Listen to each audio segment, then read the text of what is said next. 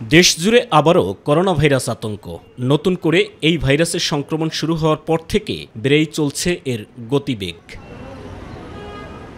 প্রতিনিয়তই স্বাস্থ্য অধিদপ্তর থেকে জানানো হচ্ছে মৃত্যুর খবর বৃদ্ধি পাচ্ছে প্রতিনিয়ত। এবারে সবচেয়ে বেশি করোনা আক্রান্ত হচ্ছে চট্টগ্রামে। করোনা ভাইরাসের বিভিন্ন ধরন থাকলেও এবারে দেখা যাচ্ছে ওমিক্রনের মতো ধরনটি সবচেয়ে বেশি। করোনা ভাইরাস কি আবারও মহামারী আকার ধারণ করবে, এমন আতঙ্ক সর্বত্র। তবে করোনা সংক্রমণ নিয়ন্ত্রণে যেসব সময়োপযোগী সঠিক পদক্ষেপ নেওয়ার দরকার, সংশ্লিষ্ট কর্তৃপক্ষের পক্ষ থেকে যথাযথ পদক্ষেপ নেওয়া হচ্ছে না বলে মত জনস্বাস্থ্য বিশেষজ্ঞদের। সব মিলে করোনার একটি নতুন ঢেউ তৈরি হয়েছে এবং ঢেউটি হয়েছে অমিক্রনের যে নামের যে উপধরনটা ছিল তারও আবার কয়েকটা উপধরন তৈরি হয়েছে সেগুলোর জন্য।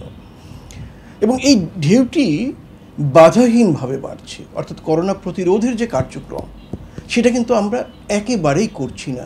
স্বাস্থ্যবিধি মানা হোক অথবা রোগীকে আলাদা করে ফেলা হোক, সেটা কিন্তু আমরা করছি না।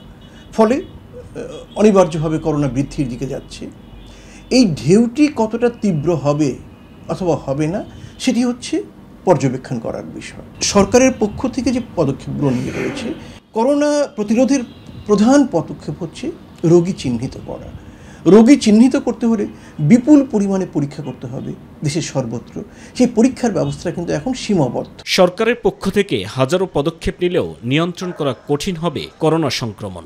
দ্রুত নিয়ন্ত্রণ করার একমাত্র উপায় হচ্ছে সচেতনতা। তাই সচেতনতার উপর জোর দিয়েছেন চিকিৎসকরা। পৃথিবী অন্যান্য বিশ্বের অন্যান্য দেশে কিন্তু আক্রান্তের সংখ্যাটা পাওয়া যাচ্ছে এবং যেটা বলা হচ্ছে যে একটু দ্রুত ছড়িয়ে পড়ে, কিন্তু খুব বেশি আতঙ্কিত এখনই হওয়ার সময় কিন্তু আসে নাই, যেহেতু বিশ্বের অন্যান্য দেশেও কিন্তু ছড়িয়ে পড়েছে। যার জন্য আমরা আগাম সতর্কতা হিসেবে সবাইকে স্বাস্থ্যবিধি মেনে চলার দিকে জোর দিচ্ছি বেশি।